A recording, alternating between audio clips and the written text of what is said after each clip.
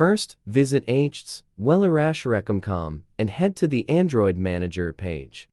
You can scroll down to check all the features and the step-by-step guide in detail. After that, click the Back to Top button. Click the Try for Free option to download it on your computer. Double-click the iReaShare Android Manager installer to install it on your computer by following the step-by-step guide. Once finished, click Finish to close setup. To delete duplicate photos in POCO, run the software.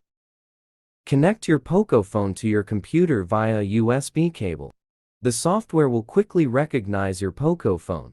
If prompted, please click OK or Allow on your POCO phone to make sure the connection is established.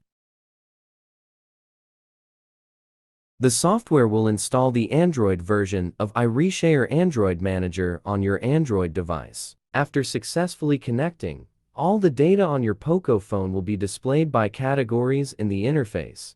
To delete duplicate photos in your POCO phone, click Photos Library to view the duplicate photos saved in each library. Tick off the duplicate photos you want to delete. If you are not sure about the duplicate photos, you can scroll down to confirm.